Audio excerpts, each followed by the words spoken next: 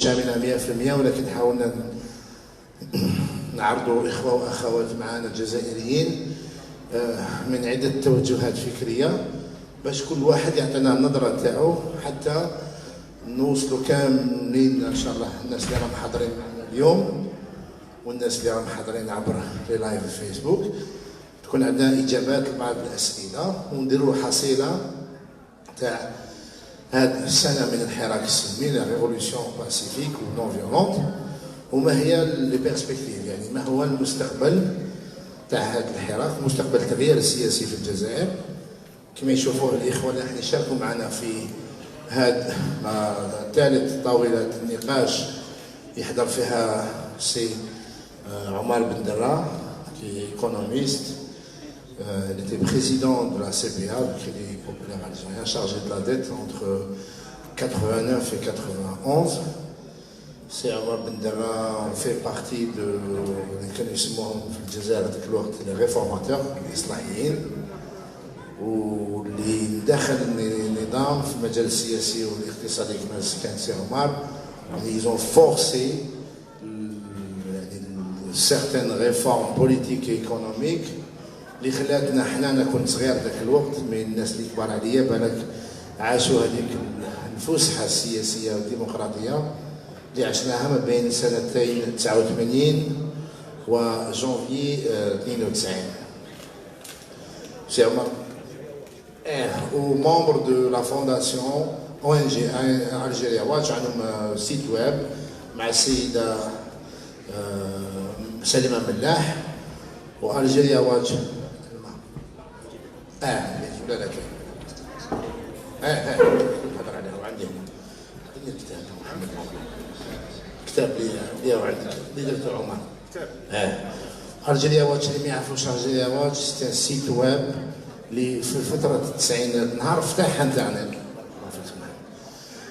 سي عمر وسيدنا ملاح وبعض يعني المناضلين من حتى كانوا اجانب معهم من فرنسوا جايزة كتبوا على المجازر وكتبوا على التقتيل وكتبوا على الحرب ضد المدنيين في الجانب الذي كان يعني يمارس ضده تعتيم إعلامي في الجزائر.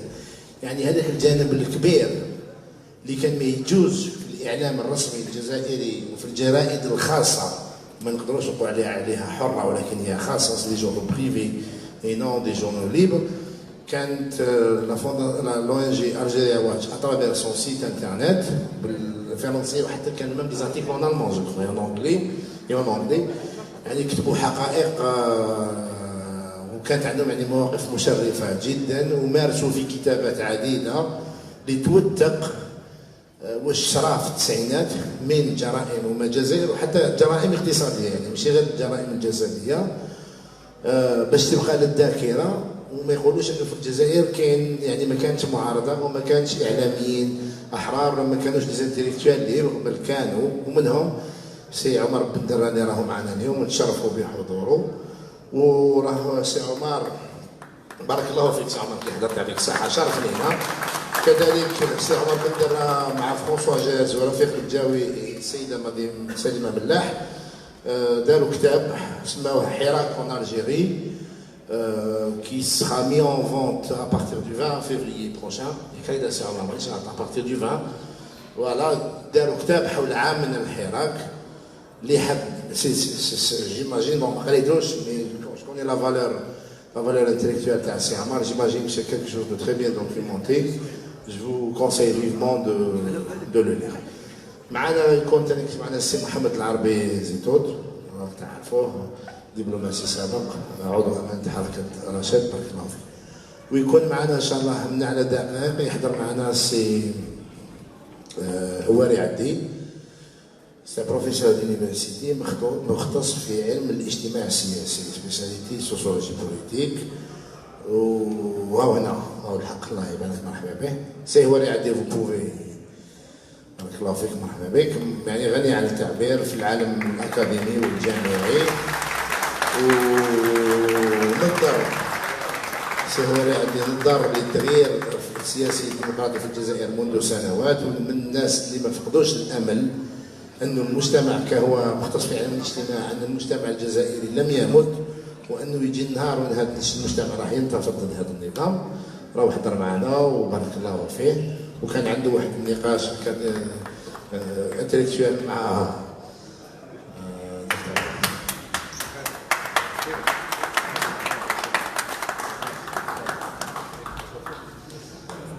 دونك الموضوع اليوم في هذه النقطة المستديرة الأخيرة هو سنة من الحراك السلمي.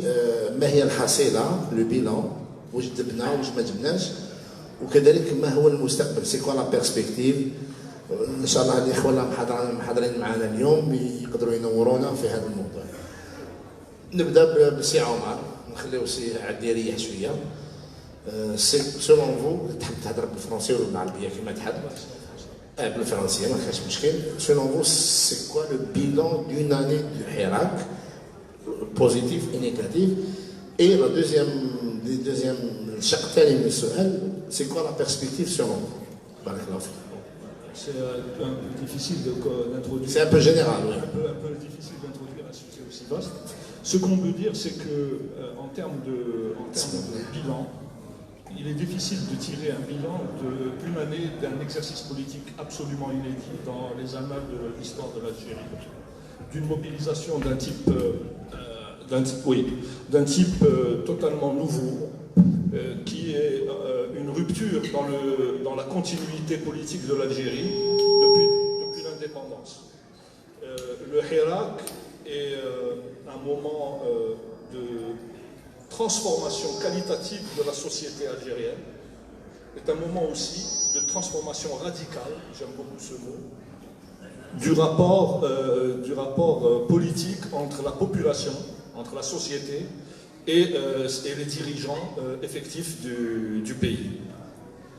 Le bilan, c'est que c'est une formidable école d'échange politique entre les citoyens et les citoyennes qui a montré au monde entier et aux Algériens eux-mêmes qu'ils étaient une population respectable, un peuple digne et des gens capables d'exercer en toute lucidité, en toute maturité, d'exercer des responsabilités politiques, de prendre la parole et de se concerter de manière démocratique à la base, sans l'intervention de qui que ce soit.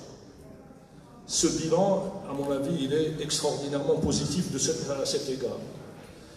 Les perspectives, je vais être assez bref pour laisser la parole aux frères à côté de moi. Les perspectives, moi je trouve qu'elles sont naturellement aussi positives que le bilan provisoire qu'on peut en tirer. Plus rien ne sera jamais comme avant en Algérie. Il y a une rupture de paradigme, il y a une transformation, une cassure dans le continuum politique du pays. Plus rien ne sera comme avant. On ne peut plus traiter avec mépris et avec dédain, comme les dirigeants l'ont fait, une population qui a montré un degré aussi élevé de conscience politique et un degré aussi élevé de civilisation même. La manifestation populaire massive du peuple algérien est une leçon pour le monde entier en termes qualitatifs. On a rarement vu, à ma connaissance jamais, une telle mobilisation aussi pacifique, aussi joyeuse, en dépit de circonstances graves et en dépit de conditions difficiles. Et de ce point de vue-là, si le Hirak est une réaction contre la dictature militaro-policière algérienne, si elle est une réaction contre la corruption générale d'un système criminel, au moins délinquant, elle est aussi une réaction et une manifestation, une préoccupation de la population par rapport à ce qui risque de se passer si des mesures correctives rapides, admises par tout le peuple, ne sont pas prises pour corriger, si j'ose dire, les dangers qui pèsent sur le pays. Ces dangers sont de nature essentiellement économique. On voit bien que ce régime qui a construit toute sa légitimité économique sur la seule exploitation de la rente a entériné depuis le coup d'État militaire du 11 janvier 1992 une véritable désindustrialisation de l'Algérie. La production industrielle de l'Algérie aujourd'hui, elle est la moitié de ce qu'elle était il y a 20 ans. C'est vous dire la régression des structures profondes, de l'infrastructure économique réelle du pays.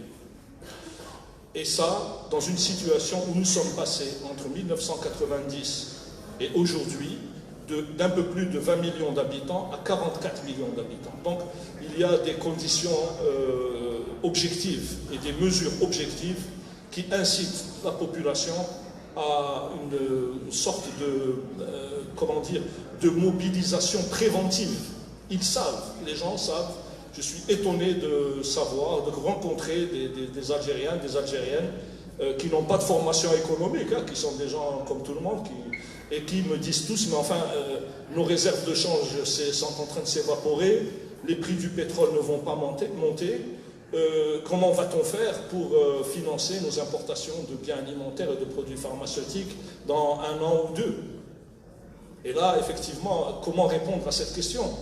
Quand nous étions, nous, aux affaires, entre 89 et 91, pour faire rapidement, nous vivions une crise de la dette extrêmement forte, nous n'avions pas de ressources, et je me souviens combien il était difficile de financer des importations de blé ou de médicaments pour 21 millions d'habitants. Comment cela se passera si rien n'est fait aujourd'hui, dans 2 ans, pour 45 ou 46 millions d'Algériens?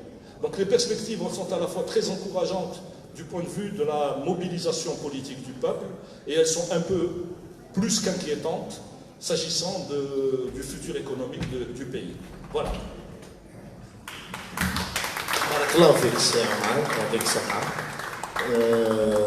Je donne la parole à M. Ouani Hadid. Barakallahu fikum. Nous avons besoin de ce genre de forum, de discussion, aussi bien à l'étranger, mais surtout au pays. Au pays, il est difficile d'avoir ce genre de forum, parce qu'au pays, malheureusement, il est interdit de faire de la politique. Je pèse mes mots. La politique veut dire que ceux qui détiennent l'autorité publique de l'État rendent compte, et soit rendent compte devant l'électorat, et soit comptable devant la population.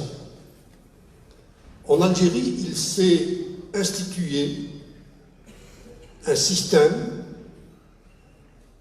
où il y a un pouvoir réel et un pouvoir formel, et après 1988, les Algériens ont arraché la possibilité de critiquer le pouvoir formel. On peut critiquer le président, qui n'a aucun pouvoir, le ministre, le Wali, depuis 1989, mais on ne peut pas critiquer ceux qui décident. Et c'est pour ça qu'en Algérie, il est interdit de faire de la politique. C'est interdit. Et donc, ce soulèvement populaire, pacifique, extraordinaire, déterminé, s'inscrit dans l'histoire de notre pays.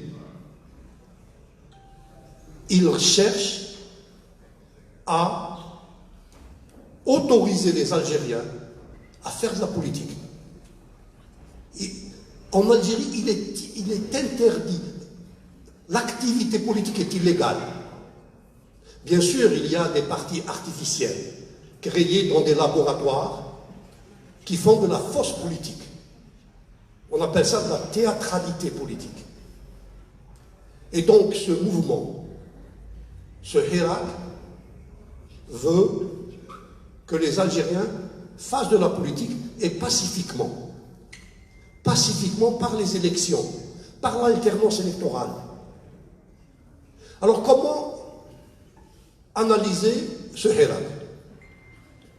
Du point de vue académique ou universitaire, il faut le placer dans la longue histoire de construction de l'État. La construction de l'État en Algérie a commencé un 1er novembre 1954, et avec la victoire de l'indépendance, pour des raisons historiques, l'armée a mis en place un pouvoir exécutif. une administration de l'État. Et donc, l'État algérien a consisté à un pouvoir exécutif.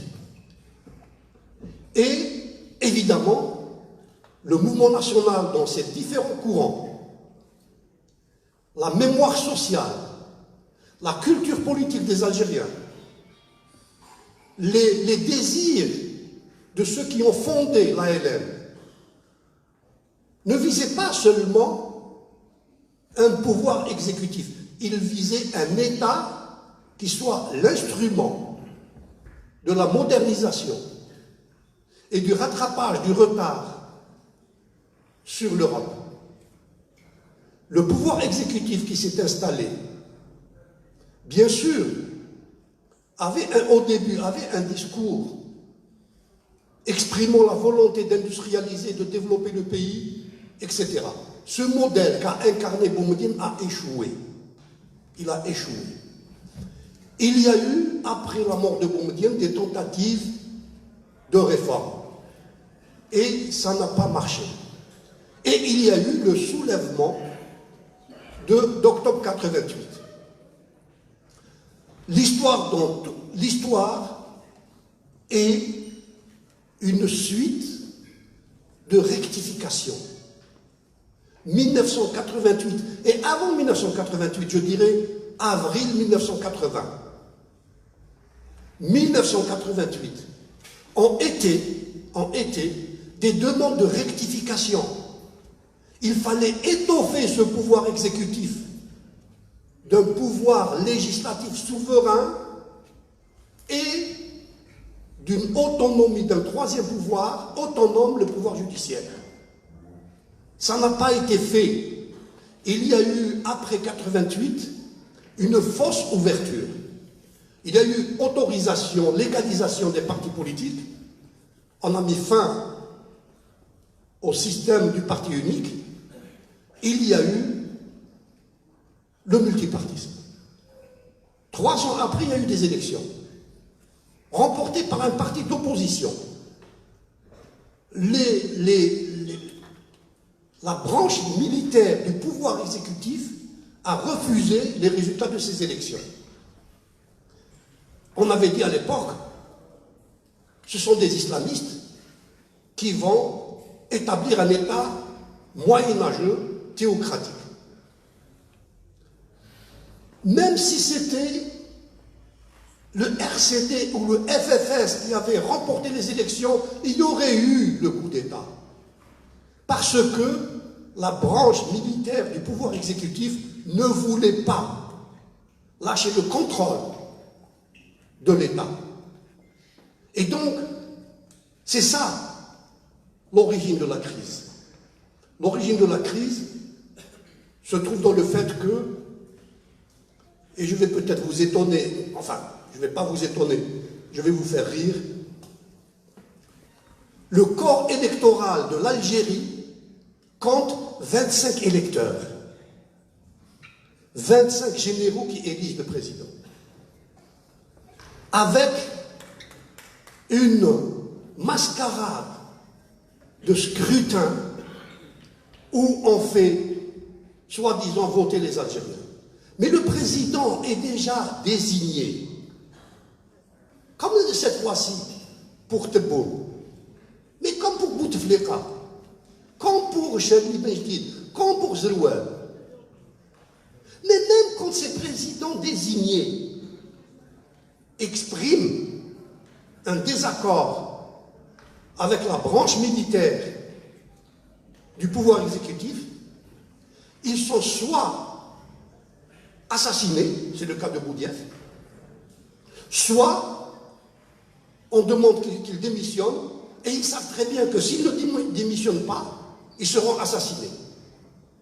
Chadli Benjedid a démissionné. On l'a obligé à démissionner. Chadli Benjedid était prêt à aller vers la cohabitation avec Abdelkader Hachani comme Premier ministre.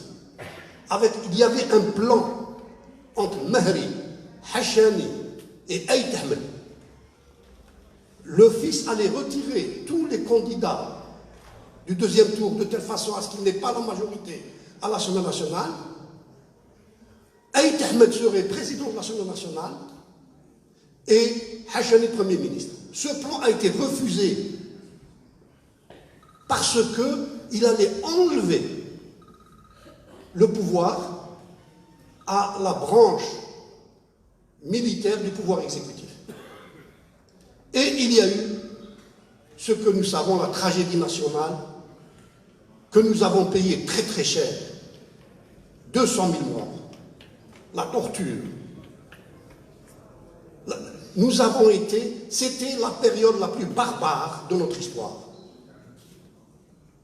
Je veux croire qu'aujourd'hui, même les militaires ne veulent pas qu'on revive cette période. Même les militaires, même les généraux ne veulent pas qu'on revive cette période. A fortiori, les Algériens et les Syriens. Et c'est pour ça que ce soulèvement du 22 février est pacifique. Il est pacifique et il exprime des revendications qui viennent des profondeurs de la société. Il exprime des revendications suite à l'échec du pouvoir exécutif après 50 ans, ou près de 60 ans. Et ce hirak, ce mouvement, qui est dans le prolongement du projet du mouvement national, à savoir un État moderne qui fasse développer le pays. Le développement du pays est réalisable. En 50 ans, l'Algérie, avec ses capacités humaines et matérielles, en 50 ans, l'Algérie peut être du niveau de l'Espagne. Je dis en 50 ans, au moins. Et donc, les capacités humaines et matérielles existent. Maintenant, il faut libérer les énergies. Il faut libérer le politique. Vous savez, le politique, c'est comme les pores de la peau, les pores par lesquels la peau respire. Si vous interdisez le politique, vous étouffez la société. Ne vont émerger que les corrompus, que les obséquieux, que les arrivistes. Vous savez, l'Occident est sauvé par deux principes. L'Occident, la vie sociale et économique est viable en Occident pour deux principes. La compétition économique et la sanction électorale. Si vous enlevez la compétition économique et si vous enlevez la sanction électorale, c'est la barbarie. C'est l'inhumanité. C'est ce que nous avons vécu.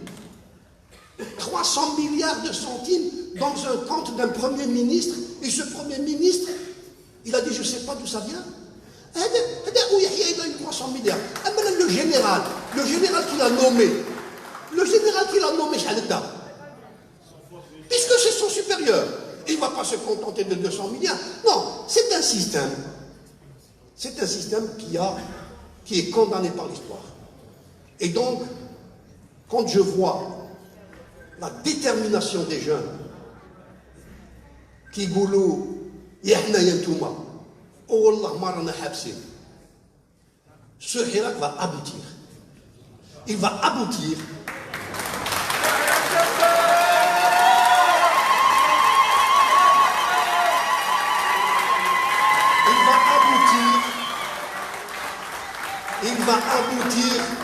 Il va aboutir parce que il ne se bat pas contre l'État. Il ne se bat pas contre l'armée. Les jeunes ils disent, c'est notre armée. Et ils savent très bien qu'il y a des militaires, quel que soit leur grade, probablement y compris des généraux, qui sont d'accord avec le hirak. Ce hirak va sauver la nation. Ce hirak va sauver la nation. En conclusion, quel est l'objectif et quelles sont les perspectives? L'objectif, c'est d'assurer de façon pacifique le transfert du pouvoir souverain détenu par une vingtaine de grands électeurs à une autorité civile ici des urnes. Maintenant, quelles sont les modalités? Les modalités se préciseront autour de propositions qui seront faites par les Algériens, en particulier au pays. L'immigration prendra part, elle a sa part. L'immigration a été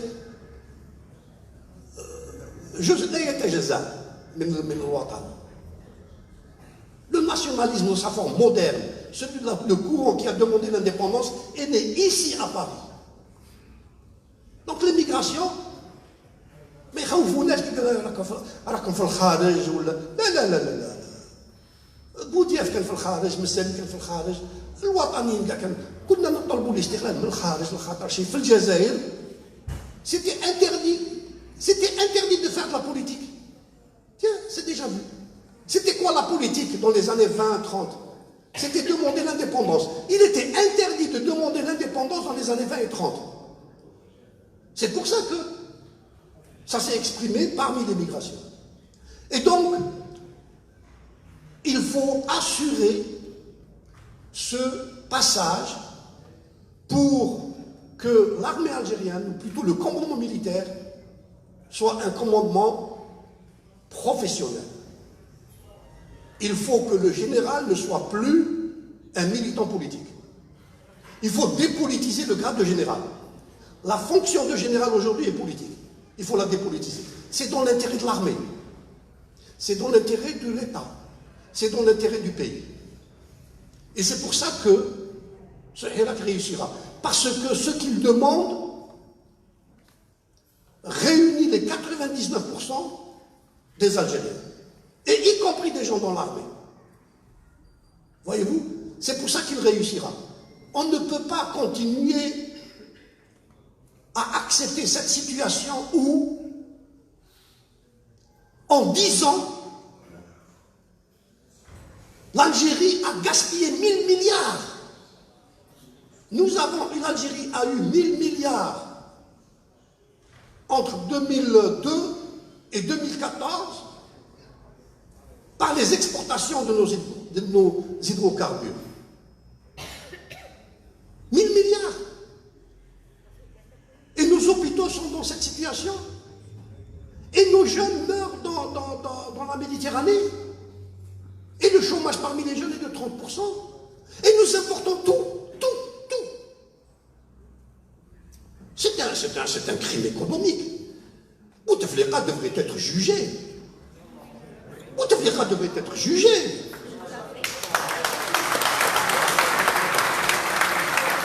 Et devront être jugés les grands électeurs qui l'ont désigné. Et aussi ceux qui l'ont désigné.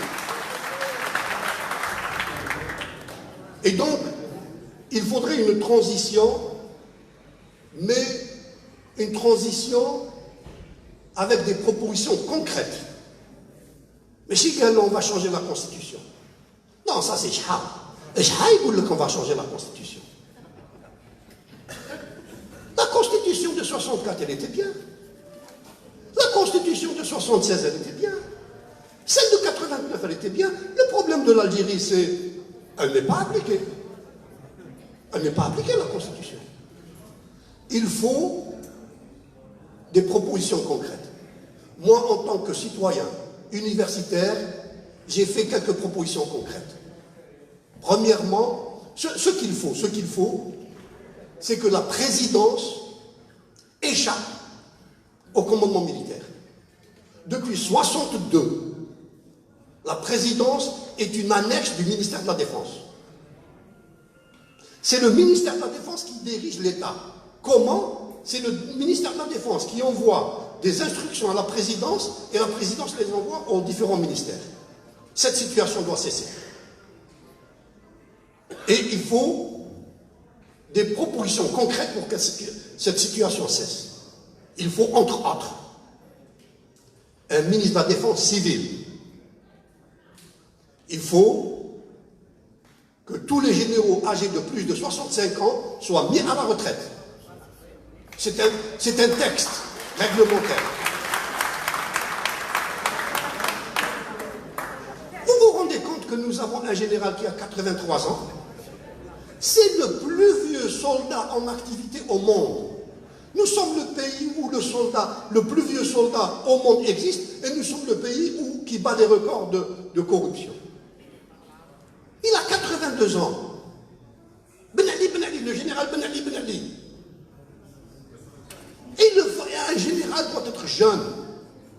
Et nous avons des jeunes généraux. Et nous avons de jeunes colonels qui sont prêts à prendre la relève. Et donc, il faut mettre à la retraite tous ceux qui ont plus de 64 ou 65 ans, selon un texte qui existe déjà. Il faut aussi que la gendarmerie nationale dépende du ministère de l'Intérieur et non pas de l'armée.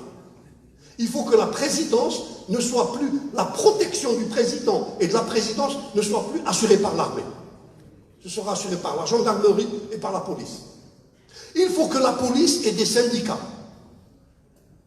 Parce que si la police a des syndicats, si la police nationale a des syndicats, les officiers, les commissaires n'accepteront jamais qu'ils soient utilisés pour défendre le régime et non pas pour défendre la Constitution.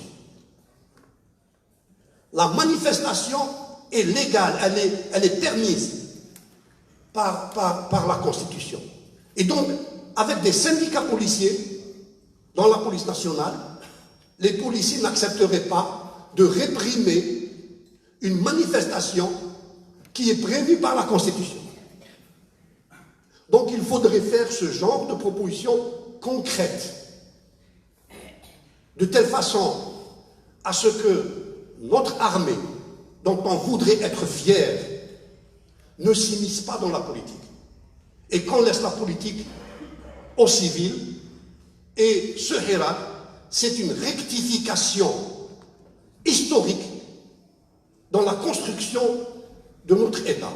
Wassalamu alaikum. شكرا لك. وحين الكلمة للأستاذ محمد العزيز. السلام عليكم ورحمة الله. مدنية ماشي عسكرية.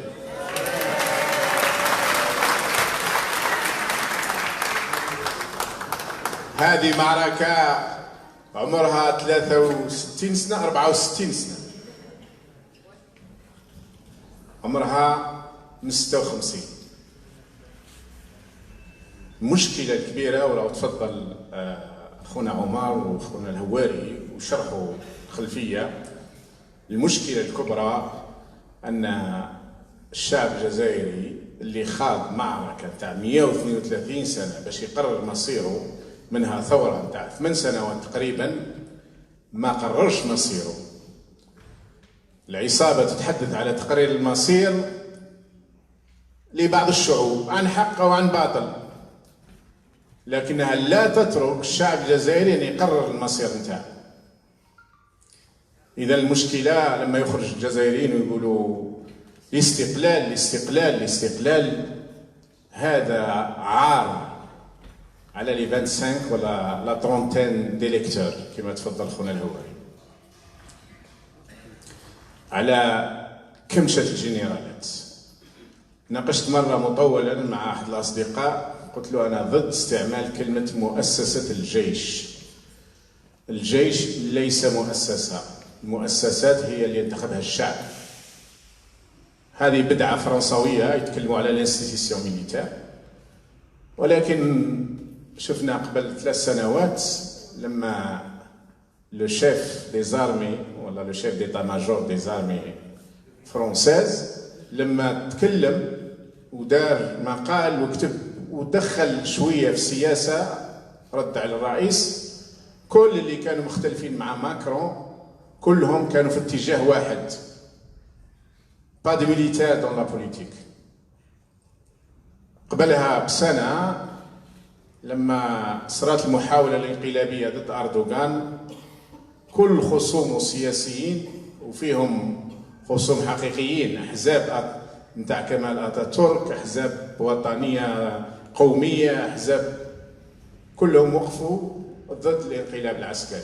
كان ممكن بالنسبه لهم هيا يخلصنا الانقلاب العسكري من اردوغان ومن حتى لو بونشون اوتوريتير تاع اردوغان. بصح كانوا مروا على التجربه وكانوا عارفين باللي الجيش التركي كان كي يروح يحب يدير انقلاب كي اللي رايحين يصيدوا ماشي رايحين يدخلوا البلاد في جحيم. للاسف احنا رانا عايشين لو كو ديتا بيرمانون. بدا من 56 دفع برمضان رحمه الله دفع الثمن غالي وغيره ربما المئات اللي ما نعرفوش ما سمعناش بهم لسبب او لاخر. ومن بعد الاستقلال جاء الهجوم بالدبابات من وجده، وما زلت دائما مرات نذكر بهذه لما العقيد محمدي السعيد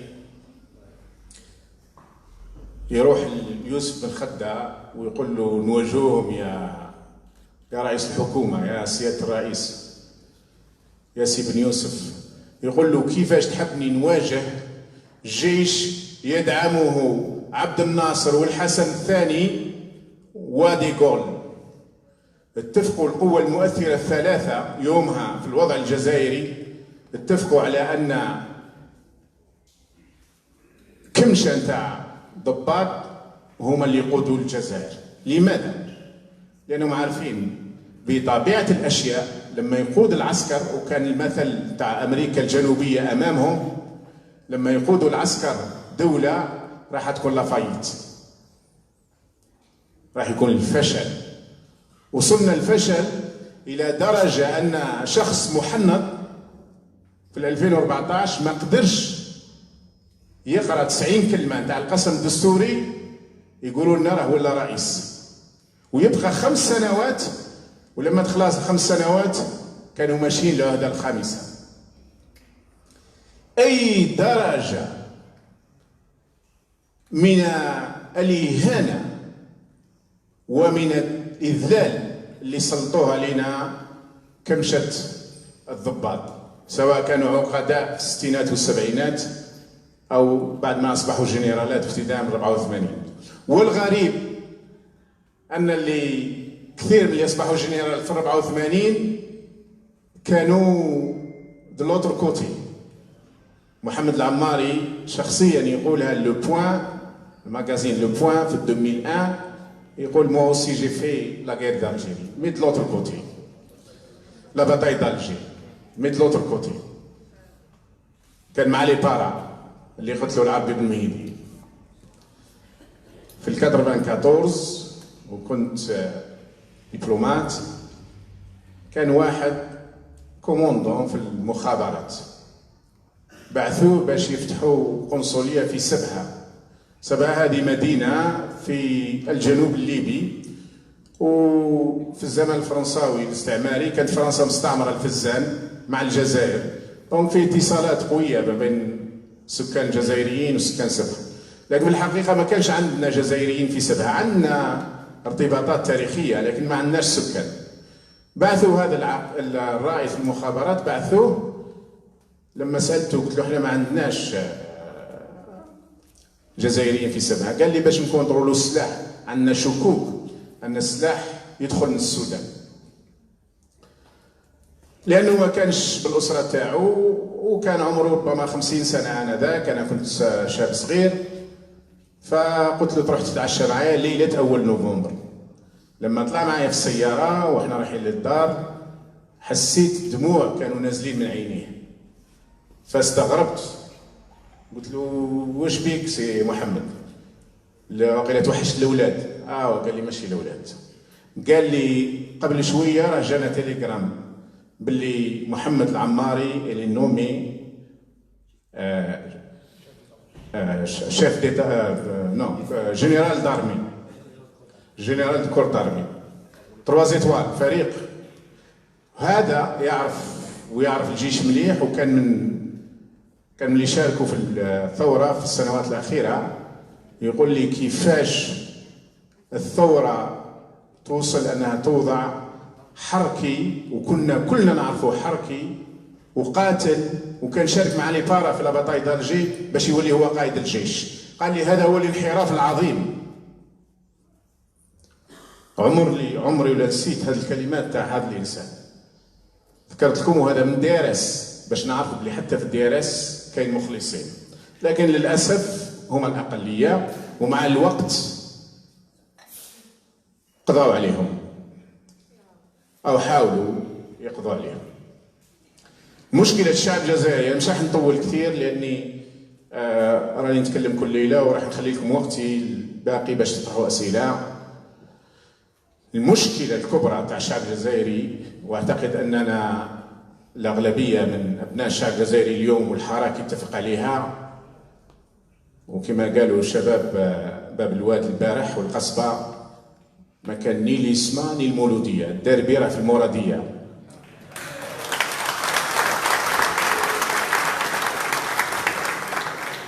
ونحيو الحنوشه من المراديه. دولة الحنوشه لازم تنتهي باش تقوم دولة الجزائر، بدونها ما فيش جزائر. والحراك هو الفرصة الكبرى لتفكيك العصابات لا تاجر جو باز مي مو، لأنها تحولت إلى توحش. 300 مليار هذا عند ويحيى فقط، كان جنرال آخر لقاو 800 مليار في داره دينار برك. ما قالوناش على اللورو والدولار وما حسبوهمش. وين رايحين؟ حداد ولا ملياردير بالدولار ما يعرفش يقول زوج كلمات بأي لغة حتى بالدرجة، ولا بالقبيلية ولا بالعربية ولا بالفرنسوية. وراح للصين بهدلنا وقال كلمة وحدها على هذه الكلمة يقطع رأسه. قال لهم الجزائر فيها المال وفيها النساء، الجزائر فيها الحرائر، فيها الحرائر والنساء.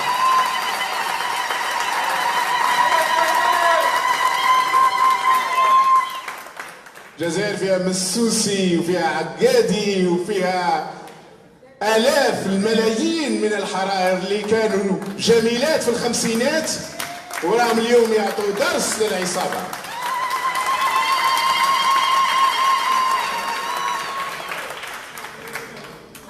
الحرب النفسية يتنحاو كاع ويتنحاو بإذن الله.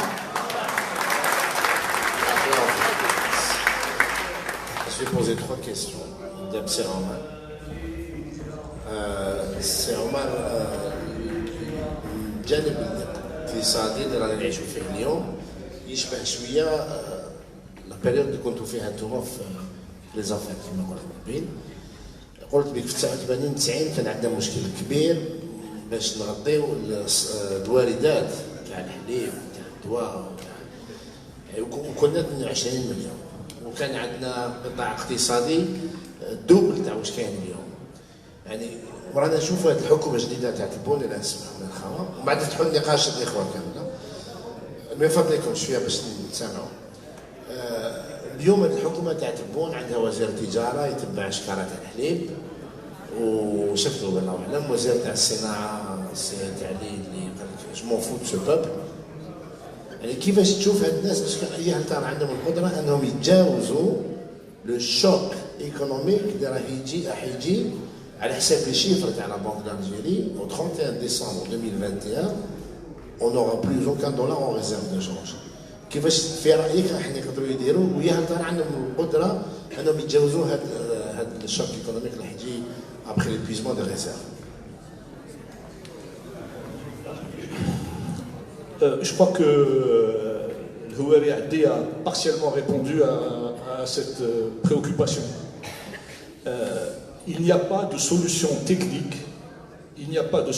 technique, à la crise économique que vit l'Algérie. Il n'y en a pas. Parce que la crise économique que vit l'Algérie n'est pas de nature économique, elle est de nature politique. Sans le règlement préalable de la question politique, il n'y aura pas de redressement économique. Moustahil. La condition préalable est que le peuple algérien soit convaincu de la sincérité et de l'engagement de ces dirigeants qu'il aura lui-même choisis pour appliquer une politique à laquelle il sera lui-même associé.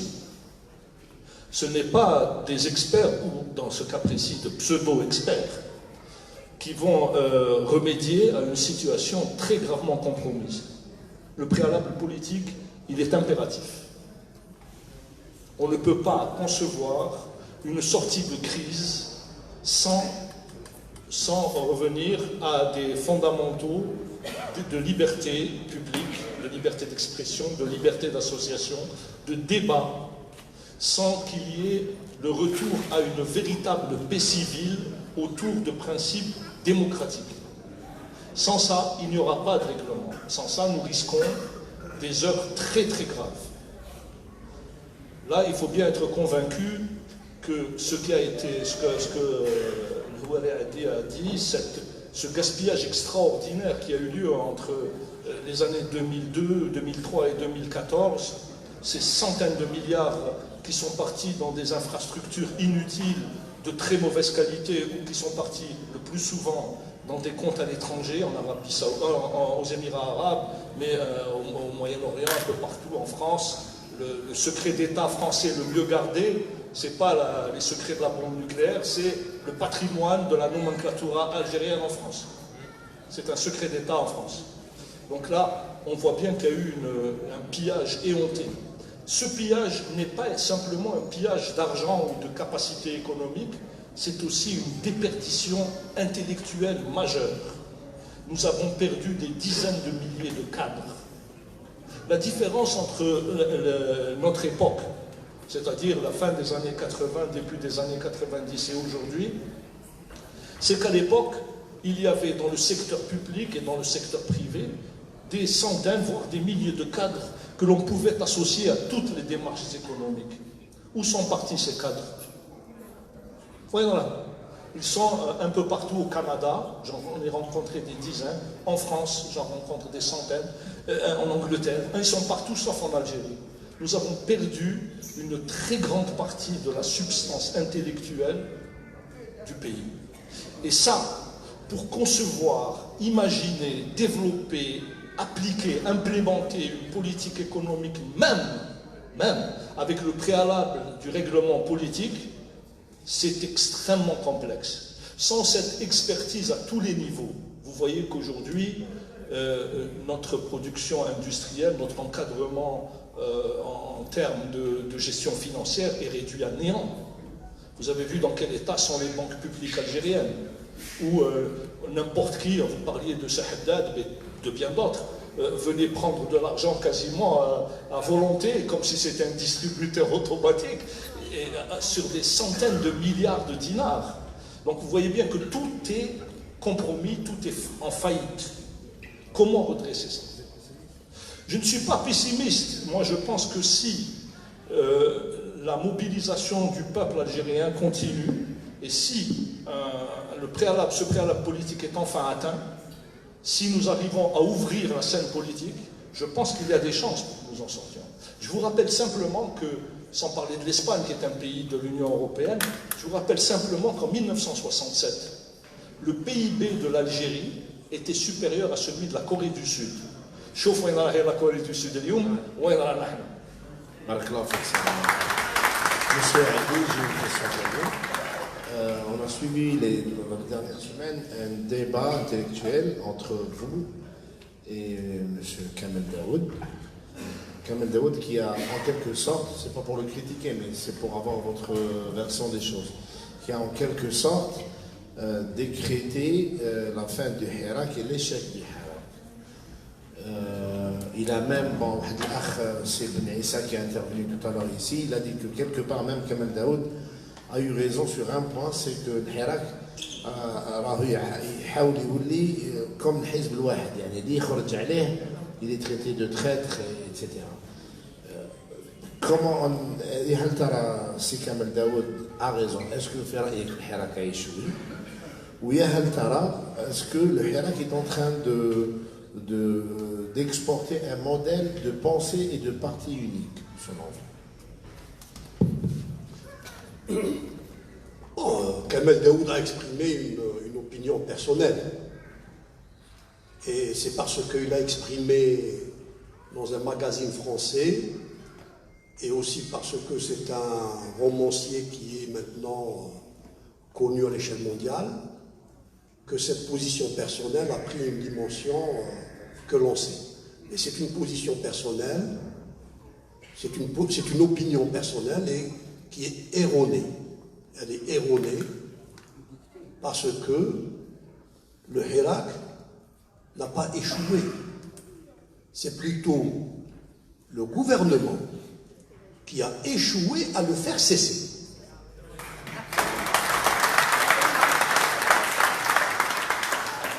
Maintenant, dire que le Hirak est devenu comme un parti unique.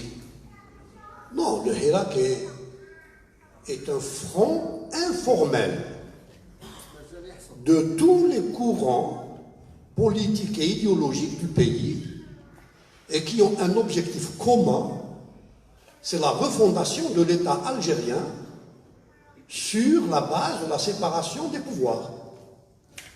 Et on voit dans les images, on voit des jeunes filles sans hijab, on voit des jeunes filles avec hijab, on voit des gens qui sont barbus et qui sont apparemment des islamistes, et ça ne les gêne pas d'être avec des gens qui se disent du FFS ou du RCD ou là c'est un front commun. Le Hirak, ça l'a qui met le FLN. Une fois qu'il aura atteint son objectif, c'est-à-dire la transition, alors là, il va cesser d'exister et du Hirak vont naître des partis politiques réels, enracinés dans la société. C'est ça.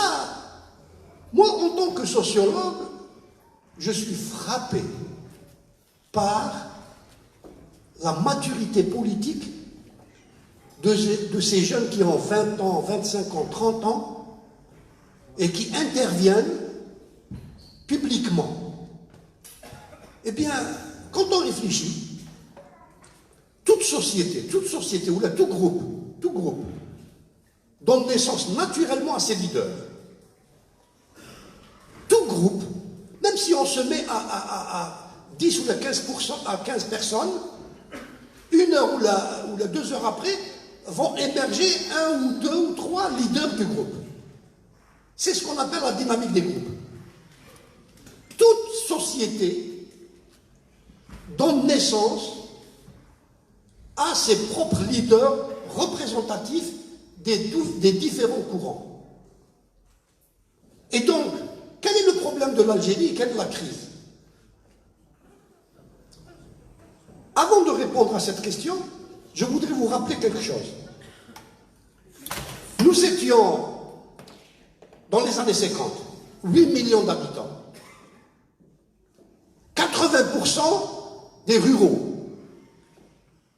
Et nous avons eu, dans les années 30, dans les années 40, dans les années 50, cette société de 8 millions d'habitants, de ruraux à majorité, a donné naissance à des hommes d'État. On a eu des hommes d'État. On a eu de très grands militants. C'est un processus naturel. Ce n'est pas spécifique à l'Algérie. C'est un processus naturel. Qu'est-ce qui s'est passé après 62? Après 62, le pouvoir exécutif a refusé que la société ait ses propres représentants. Le pouvoir exécutif disait à la société,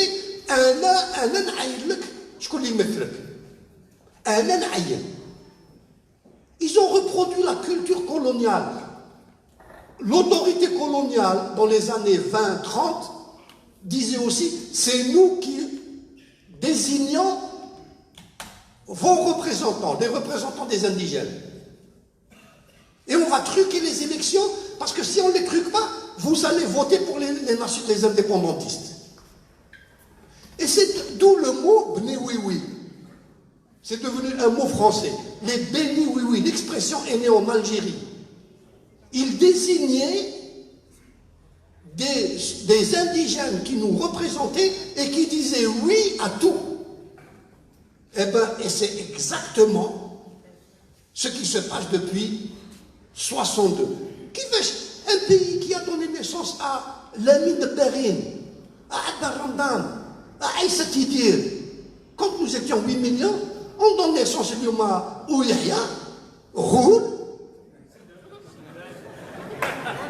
Teboul. Quand j'entends, et comme vous tous, quand j'entends une jeune fille comme Samia Bessoussi ou là, qui m'a Nourul Houda Ougued, parler, vous le constatez. Elles savent mieux parler, elles maîtrisent mieux la culture politique que Tebboune. Qu'est-ce que ça veut dire ce pays? Qu'est-ce que ça veut dire? Ça veut dire que la branche militaire du pouvoir exécutif refuse que la société ait ses vrais représentants, ses représentants naturels, et c'est cette branche militaire qui désigne des gens qui ne sont pas représentatifs de par leur culture, de par leur engagement. Ils ne sont pas représentatifs de la société algérienne.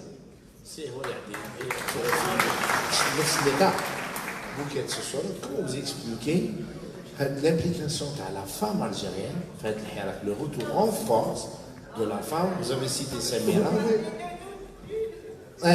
Non, je demande juste l'explication parce que c'est un sociologue. Comment vous expliquez le retour en force de la femme, la scène militante? Samira ou Nourul Houda qui a fait un discours politique après sa sortie de prison extraordinaire. شفنا خاتبايا في العاصمة، شفنا des femmes de médecins في وهران, et même في الجلفة, une zone reculée, des femmes manifestent depuis le roi depuis 22 février, et même في تقول الأخت عبلة اللي دخلت وتكلم بواحد يعني un niveau politique extraordinaire. Comment vous l'expliquez? Non, je l'explique. Non, il ne faut pas. La société algérienne a changé, et la société algérienne, elle évolue à son rythme. Elle évolue. La société algérienne n'est plus cette. Et s'il y a ce hirak, c'est parce que cette société, c'est une société nouvelle. C'est une société nouvelle, donc le moteur, c'est la génération qui est entre 20 ans et 50 ans. Eh bien, cette société ne veut plus de ce genre d'État, de ce régime. Il ne lui correspond pas. Nous avons 1 600 000 étudiants. C'est énorme. Et notre État n'a pas les moyens, ni financiers, ni humains, de les encadrer de telle manière à leur donner un niveau un niveau scientifique international. On a fait dans la démagogie. Bon, mais on a 1 600 000 étudiants. Plus de la moitié, c'est des femmes. Sur les 1 600 000, vous avez au moins 300 000 ou 400 000 qui sont de niveau international. Vous avez 300 ou 400 000, et d'ailleurs, et c'est ça notre drame. Et Omar l'a rappelé tout à l'heure. Ces étudiants formés par l'Algérie, avec l'argent des étudiants, avec l'argent de l'État, avec l'argent du peuple, eh bien, ils finissent par partir, parce que le marché international les recrute. Et donc, ces personnes dont nous avons Nourul Houda ou la Samia, elles sont des milliers. Elles sont des milliers. Elles sont le produit d'une évolution. La société est en train d'évoluer, de changer. Ce n'est plus la société des années 60 ou des années 80. سي محمد قبل ندخل النقاش مع الاخوه يعني كيفاش تشوف المستقبل تاع الحراك؟ يا هل ترى الحراك رايح ينجح؟ يا هل ترى الحراك راح يطول؟ انا راح نديروا لانيفرسير عام السنه الجايه ان شاء الله. كاين ناس يبغوا يبداو يتكلموا يقولوا يقدروا الحراك هذا يدير عامين 3 4 كما الثوره التحريريه. اسكو سي بوسيبل؟ كل سؤال على المستقبل هو سؤال نقولوا عليه الله اعلم. لكن لو كان نحاولوا نديروا هكذا رؤيه او الحراك ما اعتقدش راح يطول، قناعتي مش راح يطول، بصح هذا يبقى على المواقف والخطوات اللي ياخذها الحراك عموما والشعب الجزائري بشكل عام. الحراك هو، شوف انتم ما تكلمتوا على الايديولوجيا، الحراك سي لا où toutes les idéologies se côtoient، بصح il n'a pas d'idéologie et c'est ça le génie تاع الحراك.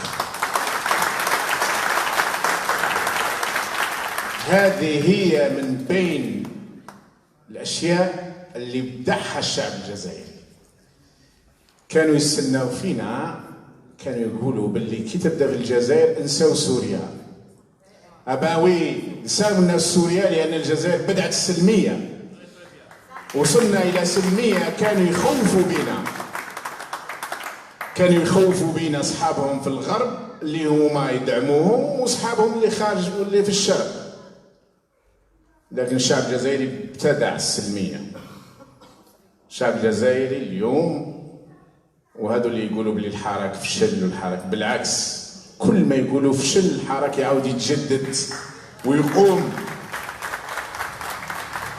بصح هما الامال نتاعهم للاسف المفروض انه هذو اللي يسموا انفسهم مثقفين، المفروض هذه زيكسبسيون رار. دائما مشكله الجزائر كانت تنطلق من هذو اوتو ديكلاري مثقفين، كيما لي اوتو ديكلاري ديمقراط، كيما لي اوتو ديكلاري اسلاميست، كيما هذو الناس اللي يعطوا نفوسهم هما واش يحبوا.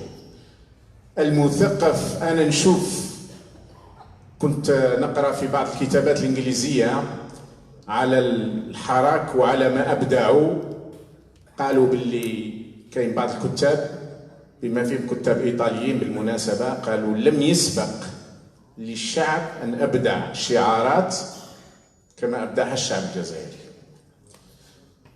مع ان عندهم يعني المراقبين هذو الخارجيين في الغالب عندهم لا بارير دو لا لونغ، عندهم مشكله اللغه باش يفهموا كاع الشعارات وكاع الكلمات.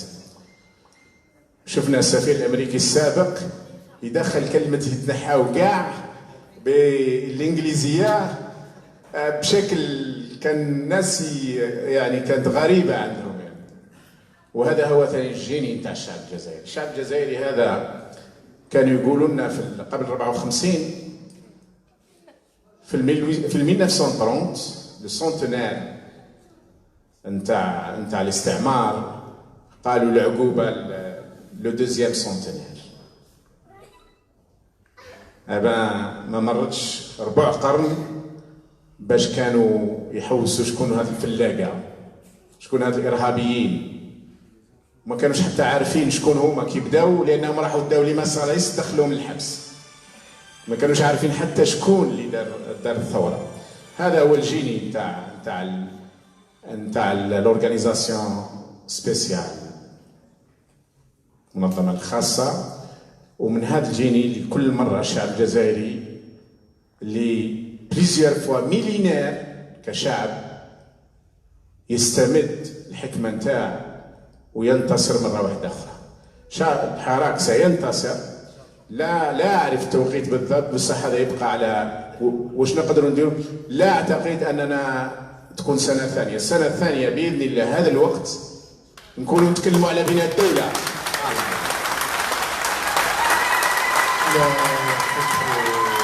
بارك الله فيكم. نفتحوا المجال، نخلوا ناس واحد اخرين عبد الغني مش عليه، نفتحوا المجال للاسئله. الاخوان الاخوات اللي حبوا يسالوا يجوا لهنايا.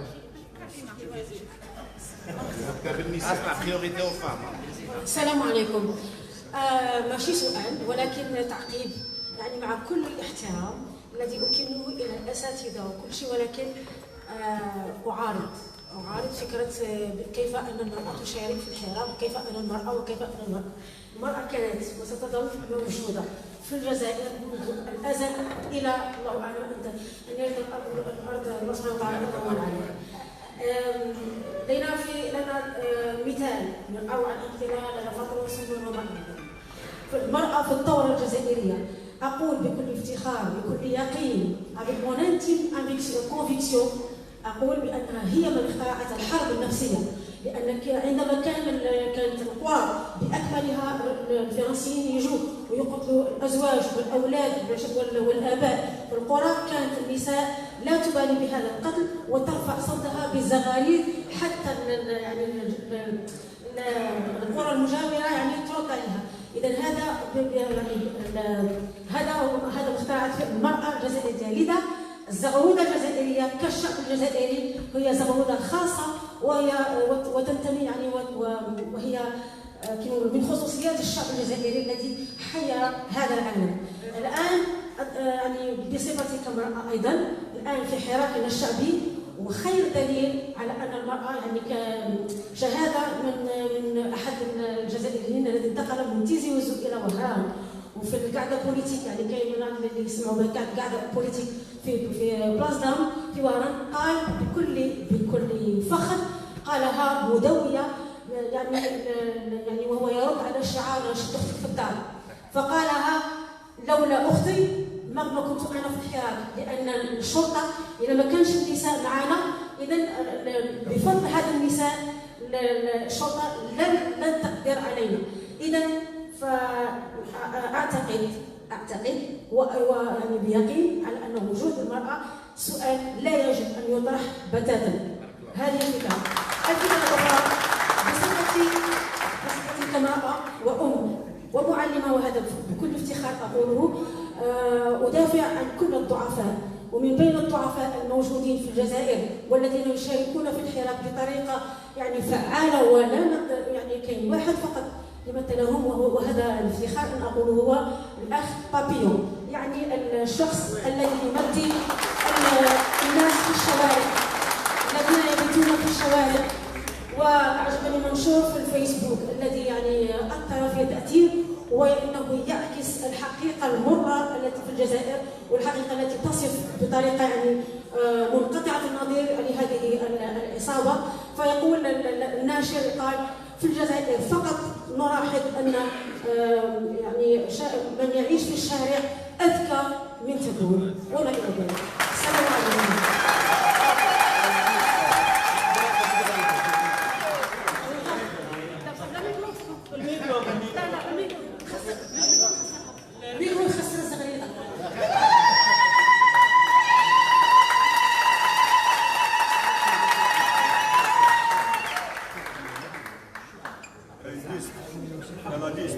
السلام عليكم، يعطيكم الصحة خوتي. عندي سؤال.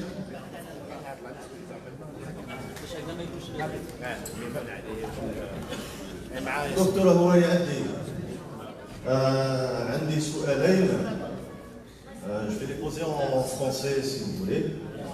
Vous, en tant que sociologue, comment expliquer l'hésitation du corps de la police et de l'armée à rejoindre le Hirak, alors que nous disons que ce sont des enfants du peuple? Donc ça, c'est quand même une question sociologique.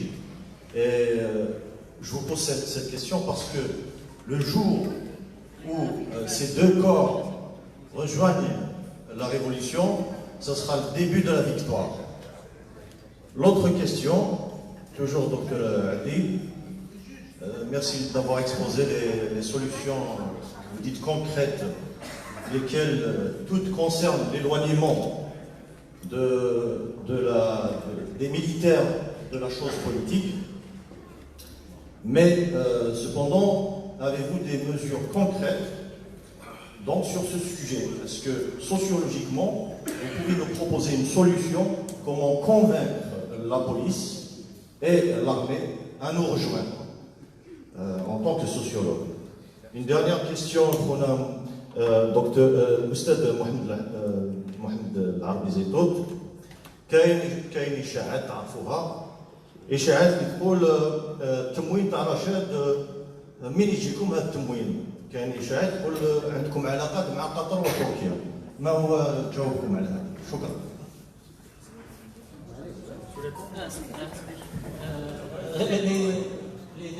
النقطة التنظيمية، الناس اللي عندهم أسئلة طلبا يوقفوا، باسكو كي توقفوا الناس ما يقدروش يشوفوا المنصة، فالاخت ياسمين هنا غادي تاخذ القائمه تاع اللي بغى يتدخل، وهي اللي غادي تعيط لكم واحد بالواحد ان شاء الله. علما انه سوف نكتفي باخذ الاسئله الى غايه الساعه 6. ناخذ كامل الاسئله ومن بعد نجاوبوا، ولا ناخذ سؤال ونديروا جواب؟ نديروا 5 اسئله. ناخذ 5 اسئله والاجوبه، بعد 5 اسئله والاجوبه، وان شاء الله نتوقفوا هنا باسكو خاصنا نعاود نرجعوا للقاعه على الساعه 7 ان شاء الله. شكون اللي راه في القائمه؟ الاخت ياسمينه. شكون اللي راه في القائمه؟ فارس.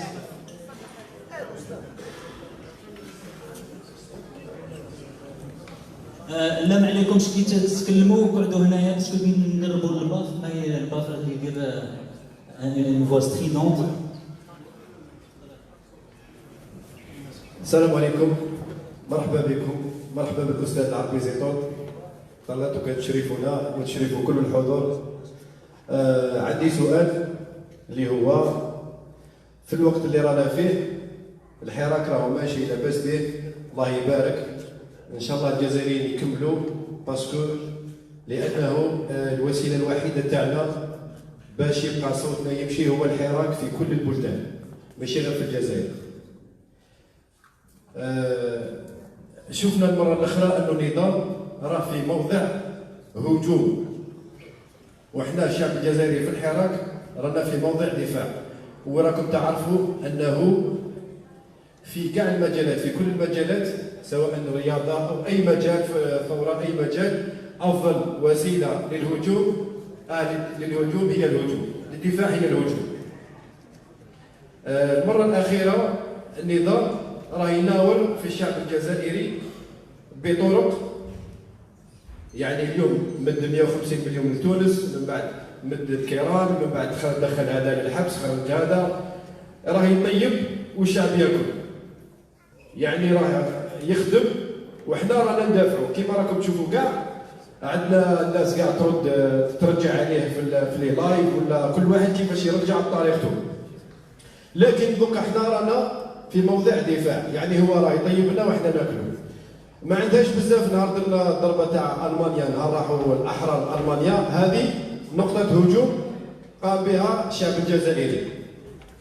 احنا ماذا بينا دائما نبقاو يكونوا عندنا نقاط هجوم يعني ديزاكت، لازم يكونوا ديزاكت، هذا هو السؤال، لازم يكونوا ديزاكت، لازم ديزاكت هادو يخرجوا من عند الناس اللي عندهم كلمتهم تمشي، باش ما نبقاوش دائما في موضع الدفاع، لازم يكونوا موضع هجوم.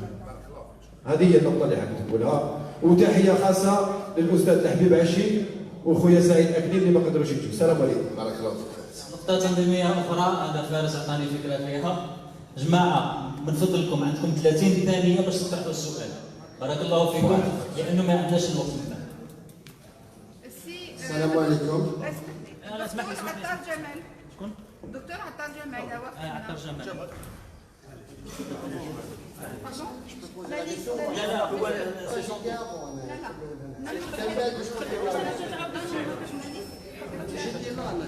سي با غاف. تفضل ماشي مشكل. تفضل الاخ، تفضل يا اخي، تفضل ماشي مشكل. السلام عليكم. Bon, on a envie de poser une question, bien sûr, pour la révolution. L'objectif final de la Madaniya, le Askari. Est-ce que ça serait possible qu'il y ait un objectif opérationnel? C'est-à-dire, puisque les détenteurs du pouvoir exécutif de type colonial, c'est lui qui détient le pouvoir. Donc, est-ce que c'est possible d'avoir à négocier ou à dialoguer avec eux pour que eux ils prennent la stabilité, l'istiqrar, ou la continuité. Donc, bien sûr, dans la rupture. Ou deuxièmement, est-ce que ça serait possible que les militaires, par exemple, quand le peuple chab leur offre Par exemple, un budget dans la Constitution, un article dans la Constitution, figer un budget où ils seront à l'abri, ils seront tranquilles, ils n'auront pas peur du civil. بارك الله فيك. شكرا.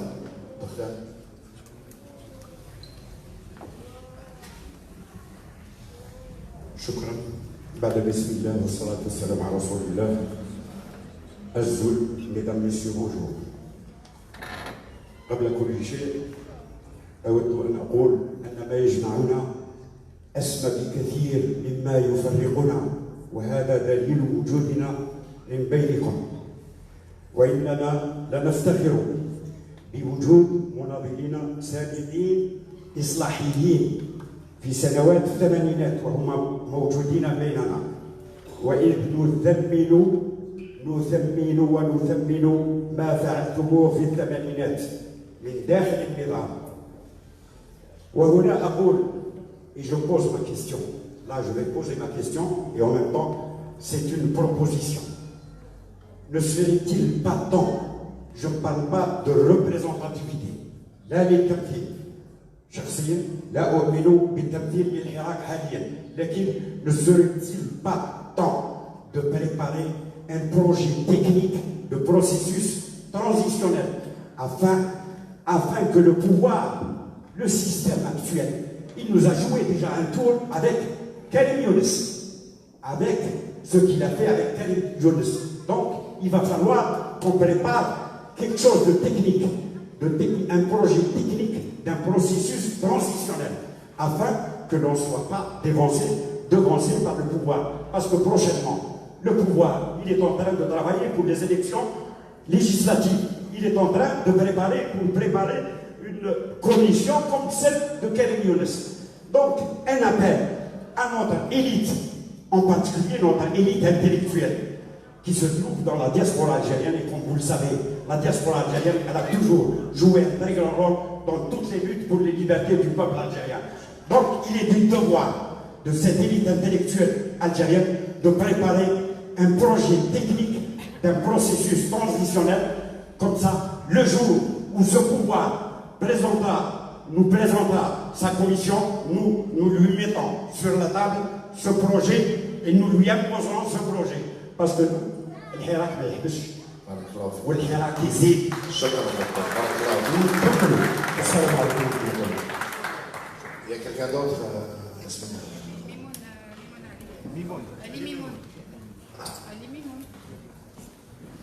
السلام عليكم. السلام. عندي ثلاث أسئلة صغيرة 30 سكوند. حبيت تما قبل هضر الأستاذ مراد هنا على فترة الذوبان الجليد اللي لازم يعني قوى المعارضة باش يقربوا على بعضها والى اخره. وعلى هذه اليوم راح ممكن نطرح زوج اسئله اللي يكون سؤال ومن طون نقدي تما يعني لازم نفوتوا هذه المرحله. والسؤال الثالث بلوس بوليتيك. دونك لي دو كاستيون للاستاذ محمد عبيزيطون. الاول سي بارابور بعض الالفاظ في المداخلات تاعكم في اللايفات فيما يتعلق بالحراك مباشرة. هل لا تظن أن استعمال ألفاظ فارغة يجب أن نفعل هذا الشيء ويجب أن نفعل هذا يعني بصفة مستمرة ودائمة؟ هل هذا ما يقدروش يحسبوه بعض القوى كأنه يعني نوع من الأبوية على الحراك؟ هل لا تظن هذا؟ سؤال ثاني فيما يخص بعض الألفاظ تتعلق بمحاسبة العصابة أو العصابات. يعني ممكن نستمعكم في أقوال مثلا يجب أن نحاسب العصابة ولكن يجب أن تقطع رؤوسهم أو تحاسب في الطرقات. ولهذا هل لا تظنون أن هذا قد يبث نوعا ما شيء من العنف المعنوي أو ثقافة العنف بين الشعب الجزائري اللي راهو يعني بالورود والسلمية؟ السؤال الثالث اللي هو للجميع. Quels sont, à votre avis, les garde-fous pour aller à une Algérie, pour ne pas aller d'un système autoritaire militaire à un système autoritaire idéologique, un système autoritaire communiste, de gauche, de droite, islamiste. Quels sont les garde-fous pour faire ça, pour ne pas passer d'un système autoritaire A à un système autoritaire B? Est-ce que nous avons une mini-constitution avant de à des négociations? Est-ce que nous avons des amendements? Est-ce que nous avons un pacte national? Oui, une constitution. Mais avant d'aller à la constitution, quels sont surtout les garde-fous pour garantir donc, les libertés collectives et individuelles, pour garantir l'alternance au pouvoir, la séparation des pouvoirs, etc. Une dernière question باش نحل المجال أجوبة. سؤال آخر. فوزي تفضل. السلام عليكم. Salam alaikum. Là, je voudrais poser, c'est pas vraiment poser une question, mais juste une petite analyse sur le volet économique. Est-ce que c'est pas plus intéressant d'investir, enfin, de répertorier les intellectuels qui peuvent conduire, j'allais dire, encadrer, j'allais dire, sur le volet économique, تولي تعرفهم سواء في الدياسبورا ولا في الجزائر باش الناس تولي تعرفهم ومنها يعني sur tous les plans parce que on sait que في الجزائر نعرفوا بليك الراجل المناسب ماهوش في المكان المناسب. C'est bien dommage de le dire, mais est-ce que c'est possible de faire un répertoire, de faire valoir les gens الناس هذوما chacun sa décision, chacun ses compétences باش الناس تعرفهم. Parce que quand vous êtes expert de la banque, mais les gens ne vous connaissent pas. Mais par contre, est-ce qu'on peut répertorier ça et faire en sorte que telle personne est compétente dans l'hydrocarbure, dans les finances, et ainsi de suite, dans la médecine, et ainsi de suite. Et juste autre chose, par rapport au Hirak, pour organiser le Hirak, il lui donner un sens. Parce que Hirak, pour lui donner un sens, je trouve, à mon avis, je trouve qu'il faut Hirak لازم يكون كيفاش نقول d'une façon pyramidale على شكل هرم ويكون طبقات. إذا كانت الدولة elle vise telle personne ou telle personne, il y aura toujours une personne derrière elle. وتكون au niveau national. حنا كل شيء نداب à travers Internet, Facebook et tout ce qu'on suit. Est-ce que c'est possible de faire, j'allais dire, valoir le fikra? Il faut avoir des piliers et dans un système de région, et à partir de là, il y aurait des leaders un peu partout en Algérie. On peut sortir pour. dernière question. David. Tout à l'heure, j'ai dit que l'Algérie avait perdu énormément de cadres tout au long de ces 20 ou 30 dernières années. Ça ne veut pas dire qu'il n'y en a pas en Algérie. Il y en a beaucoup. Il y a beaucoup d'économistes brillants. J'ai des noms en tête. Je ne vais pas les citer par considération pour eux. Mais il y a de très brillants économistes, de très brillants spécialistes des questions énergétiques en Algérie même. La seule façon, si vous voulez, d'identifier et de recenser les élites, c'est d'avoir une presse libre, une liberté d'expression. Aujourd'hui, ce que le régime nous présente comme élite, à chaque fois que j'entends les noms d'intellectuels qu'on nous présente dans la presse privée algérienne, dans les télévisions privées algériennes, et y compris ici, dans les milieux éditoriaux sionistes de France, on nous présente une continuité d'anti-élite, de contre-élite. Ces gens-là ne sont pas là pour transporter les préoccupations populaires vers le pouvoir, ils sont là pour brouiller la scène politique et pour transporter les préoccupations du pouvoir vers le peuple. Ce sont précisément des anti-élites. Les vraies élites, nous ne les connaissons pas. Il y en a quelques-unes que nous arrivons à connaître par Internet, par les frères, les camarades et les sœurs qui s'expriment sur des sites que nous connaissons, mais massivement, ce qu'on nous présente comme experts, ce sont ceux du régime, à travers la presse du régime, à travers les médias du régime. Et aujourd'hui, on arrive même à présenter comme intellectuel algérien quelqu'un qui s'est désolidariser du peuple palestinien au moment des pires bombardements de Gaza. Quelqu'un qui a qualifié les arabo-musulmans d'obsédés érotomanes compulsifs de manière mensongère lors des événements soi-disant de Cologne. Cet individu qui ne représente que lui-même et les intérêts impérialo-sionistes qui le financent est devenu un acteur. On tend à vouloir nous l'imposer comme acteur de nos débats politiques et sociaux. Donc il y a un phénomène de brouillage et de confusion des acteurs. Quelles sont nos vraies élites? Quels sont les gens qui nous représentent? Quels sont les gens qui ont l'intérêt du peuple algérien à cœur? Et pourquoi nous fait-on perdre du temps avec des pitres, des clowns, des agents de l'impérialisme en mission, qu'ils soient reliés par El Ouattad, par Liberté, par toute cette presse ordurière du régime algérien, ou par Le Point, qui appartient à qui vous le savez, à Bernard-Henri Lévy. Je trouve ça extraordinaire que l'on arrive à entrevoir ces gens-là comme des interlocuteurs possibles. Mais je vous rassure, en ce qui concerne nos compétences sur le plan économique, en Algérie, il y a de très nombreux universitaires de très haute qualité qui s'expriment parfois, qui ont parfois l'occasion de s'ouvrir, y compris dans les médias pourris du régime. Ils sont là et ils seront utiles le jour où on pourra réellement faire appel à des compétences. La question sur la transition et les garde-fous à mettre en place pour éviter de retomber dans une autre dictature. Il y a aussi une question sur le précédent. Absolument. Il y a beaucoup de questions. Je vais essayer de répondre brièvement, mais il faut savoir une chose. C'est que la solution ne viendra que d'un débat collectif. Il n'y a pas un universitaire ou un dirigeant qui va...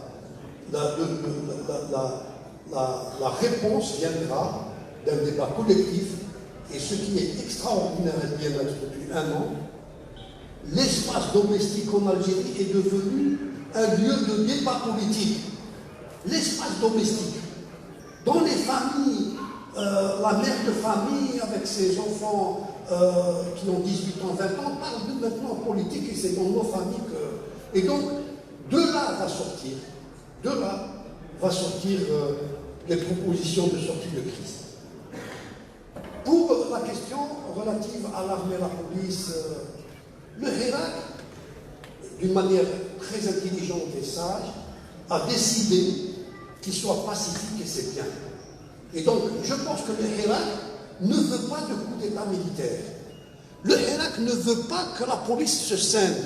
Le Hirak ne veut pas qu'il y ait des déserteurs de l'armée ou même de la police. Ce sont des instruments de l'État. Le Hirak veut juste rappeler à ceux qui décident, à ces 25 ou 30 grands électeurs, de ne pas utiliser la police pour défendre un régime, d'utiliser la police pour défendre l'État. La vocation de la police, c'est de protéger les biens et les vies des personnes. Ce n'est pas de défendre un régime. Et évidemment, les chefs de la police sont désignés sur des critères politiques de fidélité au régime. Donc il ne faudrait pas que, à l'occasion du Hirak, la police et l'armée connaissent des perturbations. Parce que ce sont des instruments de la nation. L'armée, c'est l'armée de la nation. La police, c'est la police de la nation. Et donc il faut les protéger. Continuer à faire pression sur les décideurs pour qu'ils acceptent d'ouvrir la négociation pour une véritable transition. Alors, la deuxième question, j'étais justement sur négocier avec le pouvoir exécutif. Il y aura une négociation avec le pouvoir exécutif quand le pouvoir exécutif montrera la volonté de négocier. Si l'autre partie ne veut pas négocier, il faut continuer à faire pression jusqu'à ce qu'ils veulent négocier. Parce que même s'il y a le pouvoir a son plan, et ce plan a commencé avec l'élection, le scrutin du 12 décembre, ils veulent passer aux élections législatives. Mais il y aura un taux de participation de 5%. Et ce sera des députés qui n'auront aucune légitimité. Ils ne seront pas représentatifs. Donc le pouvoir, il peut faire ce qu'il veut, tant que les décideurs ne ne reviennent pas à la raison et négocient ce transfert de souveraineté et donc négocient la transition, le Hirak continuera. Alors le système, on peut tomber sur un système, vous savez, le système autoritaire, il peut y avoir un système autoritaire. La démocratie n'est pas l'idéal, mais c'est le moins mauvais des systèmes. Les États-Unis et même la France, ce sont des pays démocratiques.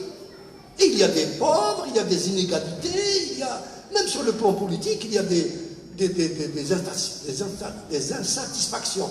Mais c'est le moins mauvais système. Alors, comment éviter que l'on retombe dans un système autoritaire? Eh bien, il faut renforcer les corps intermédiaires. C'est quoi les corps intermédiaires? Les corps intermédiaires, ce sont des organismes qui sont entre l'État et la société. Les journaux, la liberté de la presse, la liberté de l'avocat, l'autonomie, l'indépendance de la justice, les syndicats, la légalisation des partis politiques. Il faudrait que, quand un Algérien veut créer un parti politique, qu'il crée un parti politique dans le cadre de la Constitution. C'est ça les cadres, ce qu'on appelle les corps intermédiaires, qui limitent, je dis bien qu'ils limitent l'autoritarisme. Et encore une fois, la démocratie n'est pas l'idéal. Et une fois qu'il y aura la transition en Algérie, il ne faut pas croire que tous les problèmes de l'Algérie vont disparaître. C'est à partir de là que la société algérienne va commencer à résoudre les grands problèmes qui se posent à elle. Le régime actuel empêche la société de résoudre les problèmes. Il les met sous les... Nous avons beaucoup de problèmes. Problème de la sécularisation, problème de la langue, problème de l'économie, problème des libertés par rapport à la... etc. Voyez-vous? Et donc, il faut absolument qu'on comprenne que ce n'est pas avec la fin du Hirak ou avec la transition qu'on va être tout à fait... Oui, si vous permettez, M. Abdi. Oui. Est-ce que vous ne pensez pas que d'abord, il faut passer par un état de droit avant de passer par la démocratie? Oui, non, mais c'est complémentaire. On ne peut pas avoir... L'état de droit, c'est la base légale de la démocratie. On ne peut pas construire une démocratie sans état de droit. L'état de droit, c'est quoi? L'état de droit, c'est la hiérarchie des lois et le respect de la loi. Or, l'Algérie n'est pas un état de droit puisqu'il y a des personnes qui sont au-dessus des lois. Donc, s'il n'y a pas un état de droit, on ne peut pas construire la démocratie. Donc, il faut absolument insister sur les libertés syndicales, les libertés publiques, c'est-à-dire la possibilité de créer un parti, la liberté d'expression. Ce sont ça les garde-fous. Je vous remercie.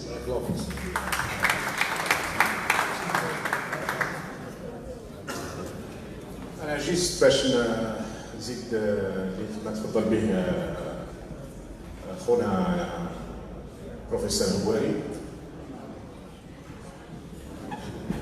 مش راح تحل المشاكل. شوف كاين مشاكل اللي تقدر تحل في لحظات، وكاين مشاكل راح تاخذ ايام، كاين مشاكل راح تاخذ اسابيع، وكاين مشاكل راح تاخذ سنوات بعد ما تقوم الدوله الجزائريه دوله الشعب، بعد ما تتفكك دوله الحنوشه. علاش بعض المشاكل في لحظات؟ لان بعض المشاكل سيدي في بروبليم، ماهمش مشاكل في الاصل. مرات سي دو بون سونس بيزان برك يطبقوه، ما نقولش ميم با لي ريغل ديموكراتيك و ليتا دو دروا، ان مينيموم نتاع عقل انسان، ان مينيموم فقط. خونا الهواري ذكر بن علي الجنرال كي 82 ans 83. في الحقيقه عمره 85 سنه سي هواري، اللي نيو 35. هذا وقايد صالح قبله، قايد صالح حاولوا في جونفي اللي فات لو كان عاش 80 سنه رسميا، كاين اللي يقولوا عمره اكبر من ذلك. بن علي سي بريبار الان باش يكون فيس مينيستر لا ديفونس، رايحين يعينوه في اقرب فرصه فيس مينيستر لا ديفونس اديفو دير نومي مينيستر لا ديفونس. دونك هذه والقانون بالمناسبه ماشي 65 سنه 62 سنه. القانون اللي يقول بلي لي جينيرو يروحوا اون ريتريت، لي زوفيسي جينيرو، لي زوفيسي جينيرو يروحوا اون ريتريت الماكسيموم سي 62 ans، 62 سنه. سوف لو شيف ديتا ماجور اللي يقدر يبقى حتى عمره 64 سنه avec un renouvellement du mandat تاع 4 ans à 5 ans par le président de la République, chef des armées. Donc le maximum اللي يقدر يقعد فيه جنرال هو لو شيف ديتا ماجور 69 سنه. حنا الان نقدر نقول لكم باللي من لا بواني دي جينيرو تاع من لا ترونتين يبان كاين اكثر من 20 واحد عمره فايت 70 سنه، وكاين على الاقل 11 واحد فايتين 75 سنه، وكاين 2 فايتين 80 سنه. هذه بعض هذا وحده داخل الجيش مشكله كبيره. كاين دي جينيرو بعثوهم اون ريتريت عمرهم 55 سنه، دي كولونيل لا سيكونتين، دي كوموندون لا كارونتين. دونك نقص الطاقات، وكاين مرات اللي كانوا حاملين شهادات عليا. نقصي كولونيل عمره 50 سنه حامل دكتوراه ومرات في تخصصات استثنائيه، وصرفت عليه الجزائر اموال هائله، ومرات ميم با ماشي ان بروغرام ولا ان كارير ولا لا لا لا. الجنرال ما عجبوش يسبوا ويقولوا روح لدارك راضيين. كاين مآسي داخل الجيش، داخل ضباط الجيش، ولذلك كان كيقولوا باللي الحكم العسكري هو في الحقيقه ماشي حكم عسكري. انا دائما كنت نقول ماهوش حكم عسكري، هو حكم كبشة جنرالات. الحكم العسكري ما ينطبقش على الجميع. صحيح كاع لي جينيرو يعطوهم لي كريدي سون ليميت، ومرات يعطوا لهم اموال بلا ما يرجعوها الى اخره باش يشريوهم باش يبيتوا الكوديتا. مي في الحقيقه حتى لي جينيرو كاين بزاف منهم، بارفوا نذكر منهم تاج خالد، général Taj Khaled, un général qui a refusé de signer des factures de 300 milliards de centimes pour les enfants de Gaït Saleh. Il a été radié. ومن بعد حطوه في الحبس. إذا حتى داخل العسكر كاين مشاكل ومعاناة داخل الجيش أكبر، ما نحكوش على صف الجنود وصف الضباط وضباط صغار، هذو مشاكلهم بلا حلول. فكاين مشاكل دونك تتحل بمجرد ان نستخدموا لو بون سونس نتاع. لكن باش نحموا نفوسنا، كيفاش نقدروا نحموا نفوسنا من ان نتحولوا من نظام ديكتاتوري بلون الكاكي، بلون العسكري او الجنرالاتي، الى ديكتاتوريه اخرى سواء باسم العلمانيه او باسم الدين او باي اسم. في الحقيقه انا نشوف باللي اول شيء لازم نبتعدوا ونضعوا الايديولوجيات جانبا لبضع سنوات، بور ان فاز ترانزيتوار 3 ans 5 ans. الناس كلها تضع الايديولوجيات نتاعها جانبا، يستقر المجتمع، تبدا الناس تفيق من 60 سنه نتاع دمار، من 30 سنه الاخيره، ومن بعد يبداو الناس كل واحد عنده الحق. الانسان بطبعه ستان انيمال بوليتيك، بطبعه. لو كان يعني كي تنحلوا السياسه، كاين كثير منهم كي تنحلوا النضال السياسه الى اخره ما يحسش روحو راهو عايش الكرامه نتاعو، وهذه حقيقه. دونك يبقى هذا على واش هل يكون عندنا عقلاء داخل التيارات الوطنيه العلمانيه الاسلاميه وما يدخلوش في ديابوليزاسيون ريسيبروك، ولا يكون عندنا بعض المجانين اللي يسيطرون دي سوسيتي ويبقاو يسيطرون دي سوسيتي طول الوقت. في سؤال اخر، وشكرا على الاخ يوسف اللي طرحوه. كان نزيم جاني قبل شويه هنا، كان خط لي شويه في ودني، قال لي قول الناس اللي راهم في القاعه من فضلكم اللي يتبرعوا لنا شويه، لانه والله ما عندنا باش نخلصوها كامل يعني. فلو كانت قطر تدعمنا ما كناش حتى نشربوا الماء في البلاستيك، كانت تكون حاجه واحده اخرى.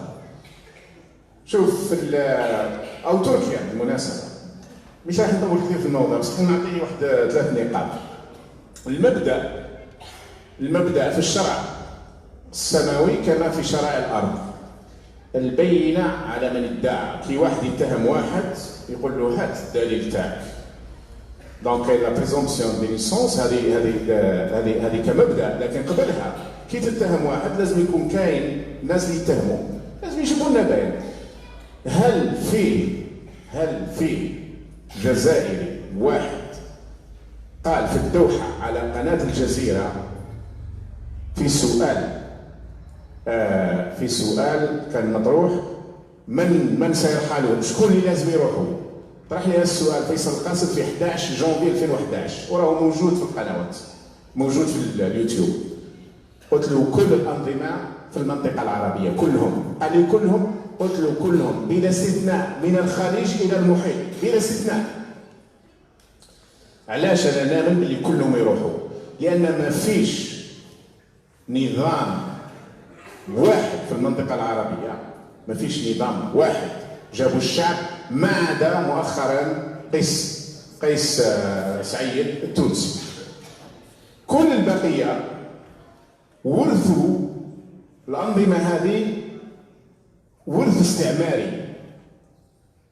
إما في بريطانيا لما جات خارجة من منطقة الخليج جابت أسر كانوا يخدموا عندها كما كانوا عندنا احنا القياد وربما الحركة، وأعطتهم الملك وتعاونت معهم. وفرنسا لما جات خارجة أيضا حتى في بعض المناطق في سوريا في لبنان في كل الأنظمة القائمة اليوم إما يورثوا الحكم عن طريق الأب الملكيات الأب ولا الأخ، أو يورثوا الحكم عن طريق الملكيات العسكرية. مصر، الجزائر، ليبيا، سوريا، العراق. دونك وصلنا في سوريا أن حافظ الأسد كي جا باش كي مات، لأن الدستور كان يقول بلي لازم 40 سنة الرئيس يكون عنده عمر مينيموم 40 سنة، عدلوا الدستور في زوج دقائق باش هبطوا 35 سنة باش بشار الأسد يخلف باباه. هذه هي اللي يسموها جمهوريات. هذا الوضع ينطبق على كل دول المنطقة. إذا كان رأيي أن كل الأنظمة هذه لازم تغير بما فيها النظام القطري. يعني يقولوا علنا أو نسجل، هل تعتقدوا لو أن حركة تلقى دعم من بلدك يقدر صاحب أو أحد أعضاء هذه الحركة يقول ربع كلمة مما أقوله الآن؟ مستحيل. أنا عندي 3 معايير باش نحكم على الأنظمة في الغالب في المنطقة هذه. هل النظام اختاروا الشعب أم لا؟ هل النظام يسمح بالمحاسبة في تصرف المال؟ هل هناك محاسبة كيفاش يصرف المال؟ والثالث، هل عنده تدخل عسكري مباشر بقواعد عسكرية أم لا؟ قطر عندها كل هذه ال3 مصالح. الأمير ورث على باباه يتصرف المال كما يريد وعنده قواعد عسكرية بريطانية، أمريكية، تركية، فرنسية إلى آخره. هم هذه يخص الشعب القطري، ما يخصنيش أنا. بصح أنا ما عنديش احترام للحاكم اللي ما يجيبوش الشعب وما يختاروش الشعب. ليس لدي أي احترام له، وما عنديش احترام للحاكم اللي يصرف المال بلا ما يتحاسب، وما عنديش احترام لأي نظام حكم تكون عنده قواعد عسكرية على أراضيه. هذه نقولها وقلناها. والإضافة صغيرة، شوفوا تغطية الجزيرة للحراك. شوفوا تغطية الجزيرة للحراك باش تعرفوا. لما بدا الحراك 4 أسابيع ما تكلموش عليه. لما بداو يتكلموا عليه كانوا يجيبوا واحد مع العهدة الخامسة وواحد ضد العهدة الخامسة. الشعب الجزائري كان ديجا يقول يتنحاو كاع، هما كانوا مازال يرجعوا فينا للعهدة الخامسة. تغطية الجزيرة للحراك في الجزائر بائس مقارنة مع تغطيتها لمصر، تغطيتها لسوريا، تغطيتها لليبيا. النظام القطري يدعم بعض الشعوب، يدعمهم مؤكد بما فيهم الفلسطينيين. هذا إنصاف منا لازم نقولوه. النظام القطري ماهوش النظام الإماراتي. النظام الإماراتي والسعودي يتآمر على الشعوب في المطلق. النظام الإماراتي عنده بعض الدول أو بعض الشعوب يدعمها وبعض الشعوب يحكرها. للأسف حقرونا احنا الجزائريين، لأن النظام نتاعنا دفع لهم اموال 7 مليار دولار وقعها سلال في 2013 مع القطريين باش يبنوا لنا السجن، باش يبنوا لنا مصنع بلاره من ناحيه ميلا او جيجل. 7 مليار في الحقيقه كانت رشوه.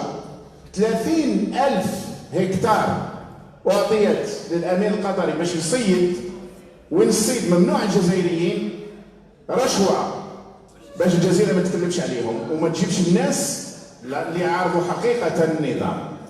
ونقدر نكمل ونحكي عشرات القضايا، لكن لازم نعترفوا ايضا ان التعليم في قطر اليوم هو من بين افضل انواع التعليم في العالم، ان الانترنت قطر هي ثاني بلد افضل في العالم، وان درك هناك فرق ننتقدوهم فيما يخصنا احنا لانهم تعاملوا معنا دو بوا دو ميزير وهما يدعموا في النظام، وبعض خاوتنا يعتقدوا انهم ممكن يدعموا بعض المعارضه او جزء من المعارضه. مش صحيح.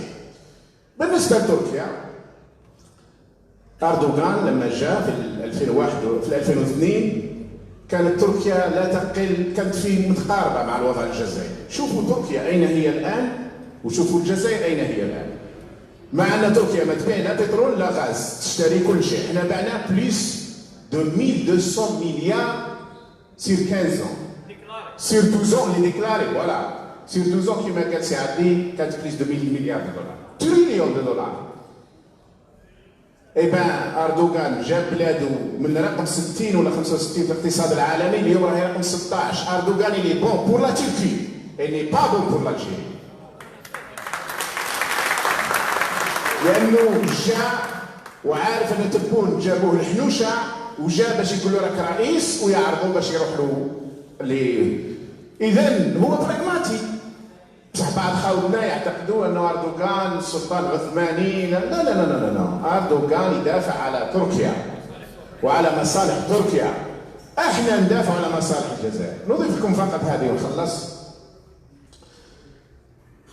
كانوا بعض الناس في نهايه التسعينات بدايه الألفين يقول لماذا ما تاخذوش مساعده؟ يعرفوا اوضاعنا، ما تاخذوش مساعده من طرف بعض الدول اللي ممكن تكره النظام الجزائري.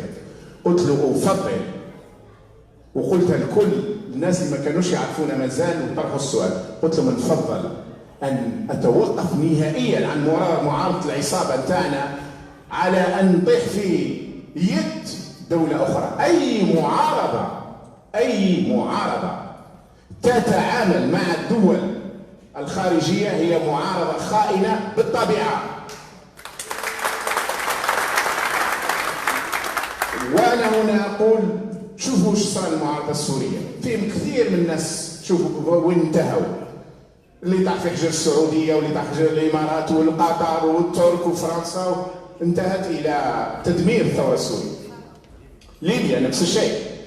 رشاد تفضل أن يقطع رأس رقاب أعضائها على أن تطلب سنتيم واحد من أي دولة، وتحدى أن يأتي أي واحد بالعكس. وعلى ذكر قطع الرقاب، لأن واحد ذكرناه من الخوات قال لك كلمة قطع الرقاب تخوف. يا هولندا قبل عامين قال ماكرون n'oublie pas que tu es dans un pays où الملك قطعوا راسه.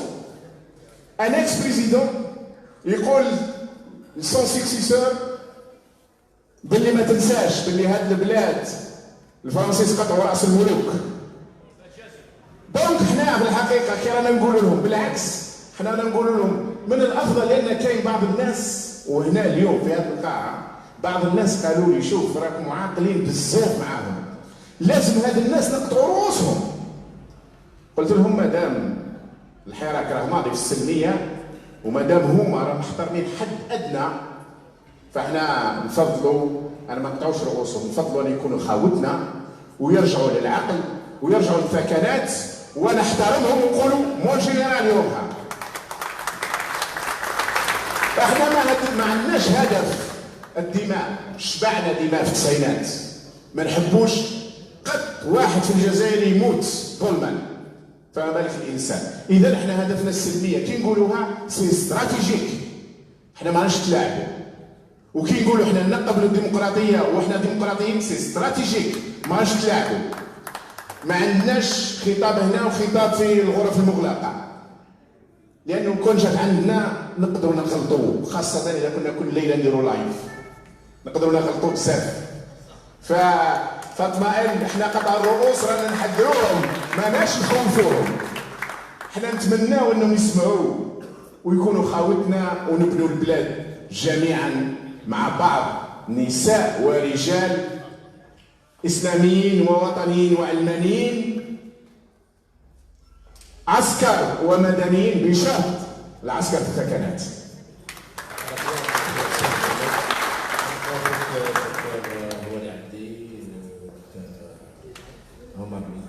D'abord, merci beaucoup d'avoir répondu à notre invitation. شكرا لكم اخواني واخواتي. قبل ما نكملوا الا تقدروا تعاونونا برك باش نخلصوا لي فخيت على صال يا كاين مسيره غدوه ثاني لو 16 فيفري، مهم ان الناس تحضر في باريس باش نعطيو كوراج الاخوه في الجزائر يخرجوا في ذكرى 21 فبراير في الجزائر الجمعه الجايه. والثاني وكاين من مارش لو 22 فيفري سامدي 22 فيفري à Paris. مارش à 14h غدوه سامدي بروشان à 14h le 22. وكاين جروب حاب يلقي اغنيه عارفين يديروا دي زانيماسيون بيان في ريبوبليك نخليهم برك. جماعه نقطه النظام برك سمحوا لي كثرت عليكم في النقاط تاع التنظيميه. الله يخليكم اللي عنده ورقه فوق الكرسي قرعه تحته ولا يديها معاه يقيسها في لابوباش يحاولونا هكا باش ما نفوتوا على الاعصاب. بارك الله فيكم وشكرا على الحضور والى لقاء مقبل ان شاء الله. بارك الله فيكم وبارك الله فيكم على تبرعاتكم. بارك الله فيكم.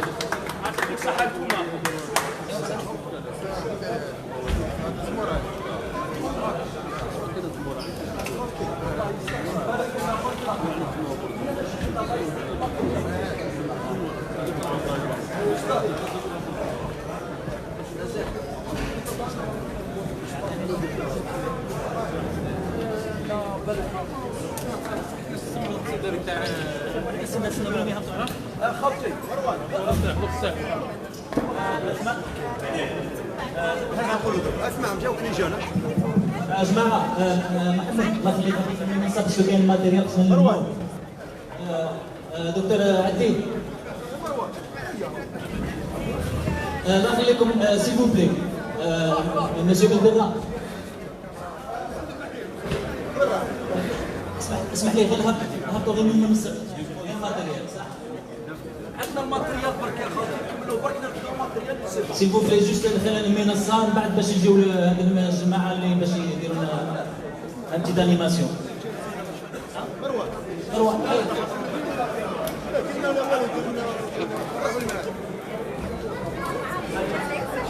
يحيى السلام عليكم. حبينا نقول لكم برك حاجه. حنا كنت عرفونا في الريبوبليك لي جون هذوك اصحاب ستاد